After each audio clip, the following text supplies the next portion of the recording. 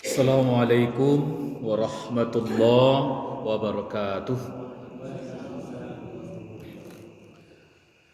Alhamdulillah allazi arsala rasulahu bil huda wa dinil haqq liyuzhirahu ala dini kullihi wa kafa billahi shahida. Asyhadu an la ilaha illallah wahdahu la syarikalah. Asyhadu anna Muhammadan abduhu wa rasuluh sallallahu alaihi wasallam la nabiyya ba'da ma ba'du. An Abi Malik Al-Harith ibn Asim Al-Ash'ari radhiyallahu anhu qala Rasulullah sallallahu alaihi wasallam at-tuhuru syatrul iman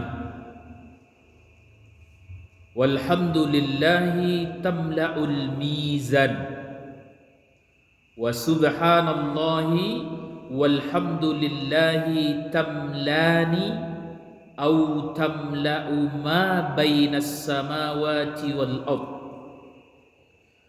wassalatu nur wassadaqatu burhan wassabru diya'un wal qur'anu hujjatul laka au alaika kullun nasi yaghdu faba'i'un nafsahu famu'tiquha au mubiquha. Rawahu Muslim. Dari Abu Malik Al-Harith bin Asim Al-Ash'ari radhiyallahu anhu, dia berkata, Rasulullah sallallahu alaihi wasallam bersabda, suci adalah sebagian dari iman. Membaca alhamdulillah dapat memenuhi timbangan. Subhanallah walhamdulillah itu keduanya dapat memenuhi atau memenuhi semua yang ada di antara langit dan bumi.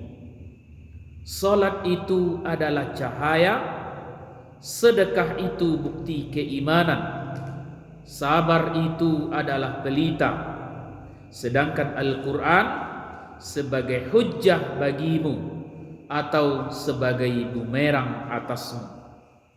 Semua orang pada waktu pagi menjual dirinya, kemudian ada yang membebaskan dirinya dan ada pula yang membinasakan dirinya. Hadis riwayat Muslim. Pertama sekali, kembali kita bersyukur kepada Allah atas segala limpahan rahmat, nikmat dan karunia-Nya kepada kita. Alhamdulillah, kita kembali Allah pertemukan di tempat yang mulia ini, dalam majelis yang penuh rahmat ini. Salawat dan salam kepada Nabi Muhammad sallallahu alaihi wasallam. Allahumma salli ala Muhammad wa ala ali Muhammad. Kuangku, bapak-bapak, ibu-ibu, jemaah rahimakumullah.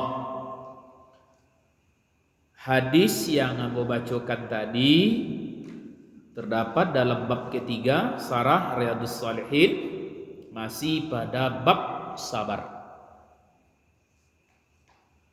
Kita akan jelaskan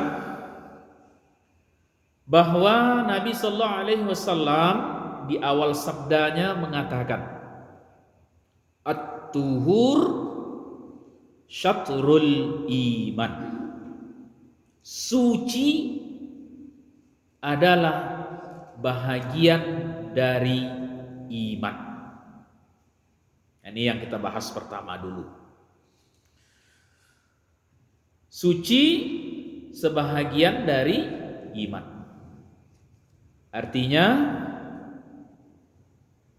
kalau seseorang yang tidak menjaga kesuciannya, maka tidak sempurnalah imannya.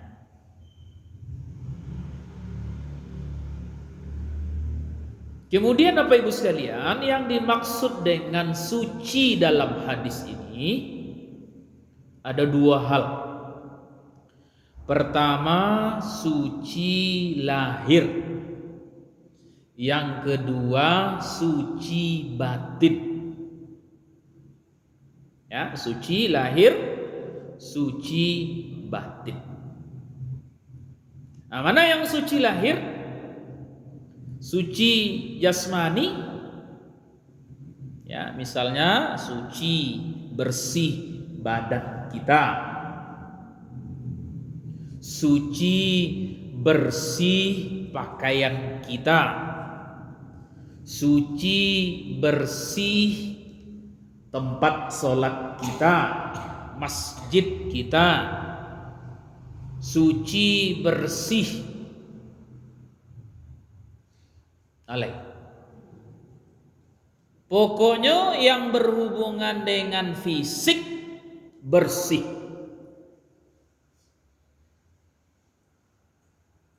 Nah, Bapak Ibu sekalian, ada satu masalah yang dihadapi oleh umat Islam. Masalahnya, masalah yang kita bicara bukan gua. Suci atau bersih. Ya. Kalau awak misalnya di rumah, di teras, di ruang tamu, alhamdulillah berhasil. Tapi ketika masuk ke dalam tarik ke belakang, kadang-kadang iko yang lalai. Ada orang ruang tamunya berhasil, tapi dapurnya, kamar mandinya, WC-nya tidak berhasil. Atau masjid, dalam ruangan masjid berhasil, tapi WC-nya, kamar mandinya tidak berhasil. Nah, awak alhamdulillah, ya, masjid Zu'awak ko, ya, mulai saja sampai bauduk laki-laki ko dibuat, alhamdulillah, dapat pujian padang. Dapat pujian. Cuma PR awak, aku PR kita, sampai induk-induk, sampai ibu-ibu yang akulah menjadi rencana ya padang ya. Ya. Jadi kok dapat memang kalau indak kasamo jo sampai apa-apa tu bala biah ndak ada. Nah, lah padang. Tu kan dak ibu-ibu mah. Kok indak kasamo indak bala. Alah biah ndak ada. Ya. Baik, ada musaji di Bancalaweh, Musi Ilham namanya, tahu? Ilham Bancalaweh, apa ibu? Lah, itu subhanallah, memanglah di dia namanya itu. Jadi bangun, dibuat sampai bauduk WC yang baru. Kalau yang lama, kasihan awak, kumuh. Yang dibangun yang baru itu padang, subhanallah, warasih padang. Lado padang situ. Dan pakai yange bagai. Nah, aku tantang lo untuk awak di WC bersih. Jadi mumpung awak le punya rencana padang, awak rencana lo ada lo fasilitas yang supaya ibu-ibu nalah gak moto nalah gak pendingin gue. Nah, jadi bau duanya bisa jo yang tadi. Ke PR awak rasa fasilitas untuk umat ko, untuk sama-sama ko pasti ada jalan keluarnya. Ya. Ini. Jadi mulai kalau masjid ini mulai dari tempat sholat, ya, karpet awak tu harus berhasil. Batu harus berhasil. Coba bayangkan kalau karpet awak tu tak berhasil, apalagi kalau api baunya bau kan, awak ketika sujud, ya mungkin baru ke sujud baru lah ingin bagi capek. Tapi kalau nyoba berhasil, harum, ingin awak lama-lama sujud tak ada masalah, betah, dan harum. Ya, inilah. Jadi Bapak Ibu sekalian, kita mulai dari situ. Kebersihan jasmani, kebersihan lahir, Jadi semuanya, Bapak Ibu sekalian, pakaian kita, badan kita, lain sebagainya. Bahkan kalau bisa, kok boleh lah awak setiap pagi kamu saji, kok mandi, kok bisa lah misalnya, awak pergi sembahyang berjamaah saji, kok setiap pagi mandi, ya minimal misalnya zuhur, subuh, maghrib, kok maghrib kaisa awak tentulah di dalam saji, kok bisa lah bantu itu, kok luar biasa. Begitu juga kebersihan mulut. Ya. Maka kalau orang Arab, Bapak Ibu sekalian, punya kebiasaan, terutama yang laki-laki bersiwak. Ya, berwuduk bersiwak. Ya, gosok batu supaya bersih. Apalagi kalau ada orang yang perokok. Kita yang gemar, kamu termasuk kamu suku makan jahian. Patai. Itu kan baunya luar biasa. Ya. Kalau misalnya Bapak Ibu sekalian, awak pandai menjaga, ya harus digosok gigi, dibersihkan. Ya, ini kebersihan lahir.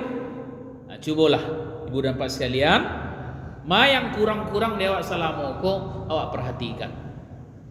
Ambo rasa kalau kita jemaah masjid, kita lah berusaha untuk bersih. Tapi apa yang ambo perlu koreksi?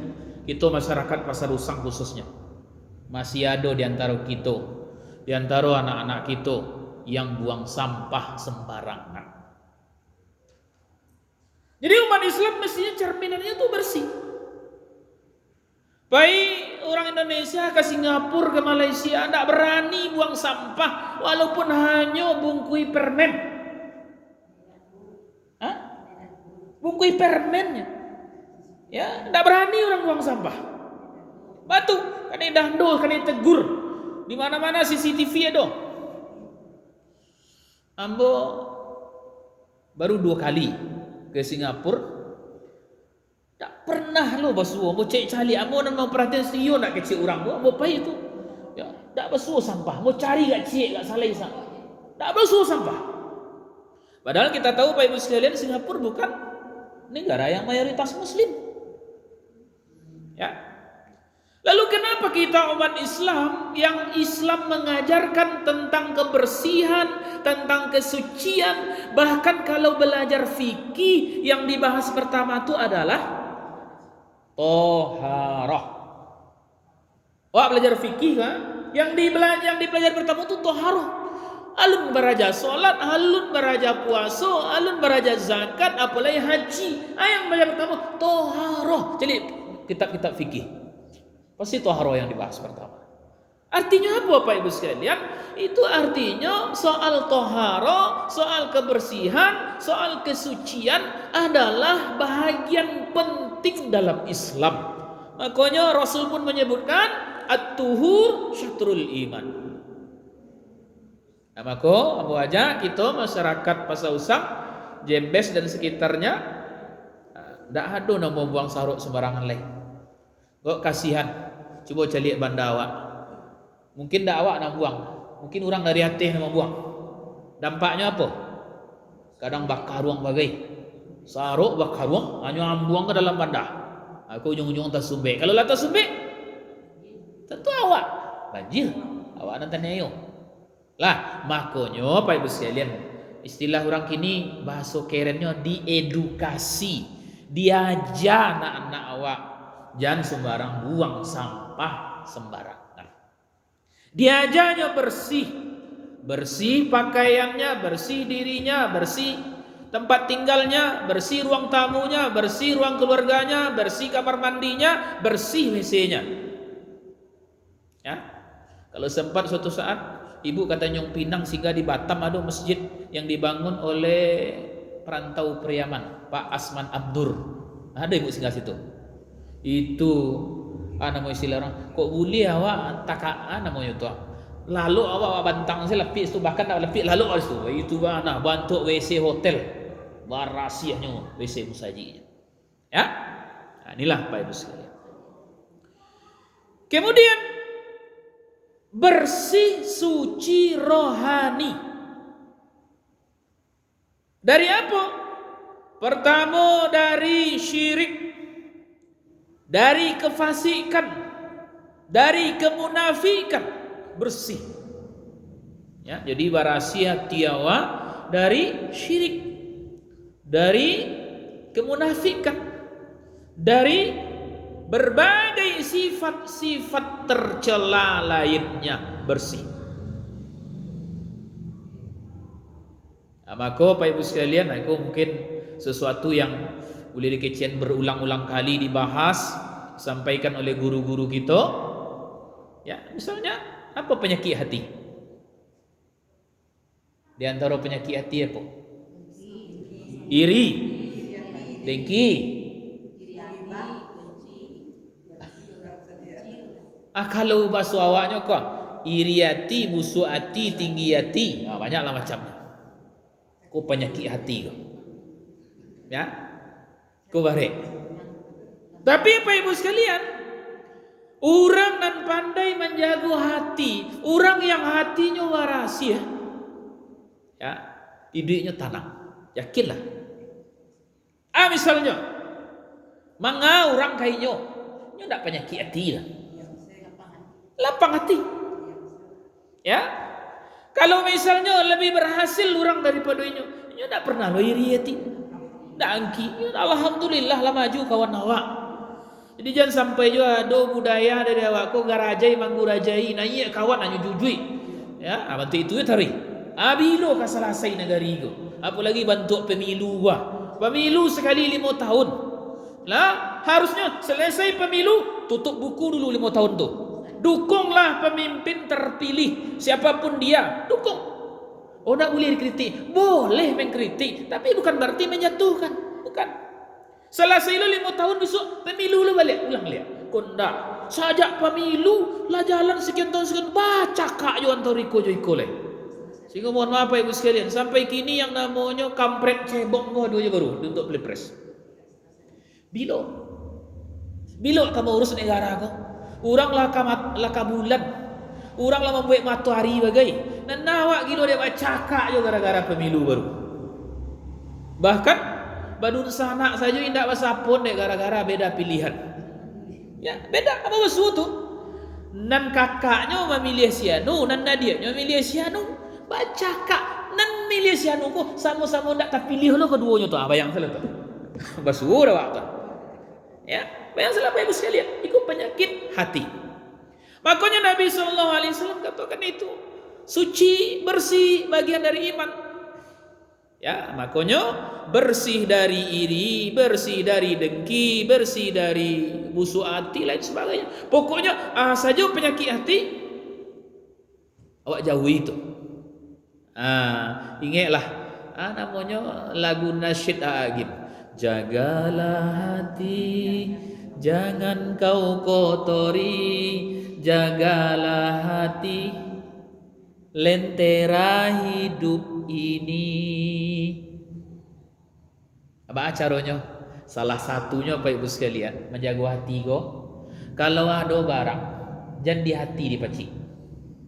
Jual dipacik, tangan. Kalau di tangan dipacik lapeh, tangan tak pernah lebohnya. Tapi kalau di hati, lapehnya makan hati wadanya. Sakit hati. Jadi kalau segalanya itu diurus, cobalah. Ya. Nah, ini yang pertama. Jadi at-tuhur syatrul iman, suci, bersih, bahagian dari iman. Nah, karena itu mari kita jaga kebersihan itu, kesucian itu, baik jasmani ataupun rohani. Nah, kau kaji, aku rasa bukan kaji baru dah, cuma maingian lah, apa kiro-kiro. Maka bantu awak fisik. Kalau ada penyakit fisik, antara seru akan pergi ke dokter. Bu dokter, Pak dokter, ambo taraso iko nyatanya ada dokter. Antara sore ibu. Iyo agak paniang-paniang kepala awak sawalah. Sajak bilo ibu bantu itu. Iko Pak. Anan makan. Ini tanya ada dokter bantu itu. Itu kan penyakit fisik. Jarang lo orang kalau karena penyakit rohani lalu nyoba tanya ke orang untuk berubah. Ini apa dia? Dampaknya apa? Kalau penyakit rohani lah menggerogoti hati awak, menggerogoti jiwa dan pikiran awak, iko dampaknya lebih parah daripada penyakit jasmani. Pernah tak basuh dah awak orang dek penyakit hati sampai rela berjalan babelok dek berang ke orang?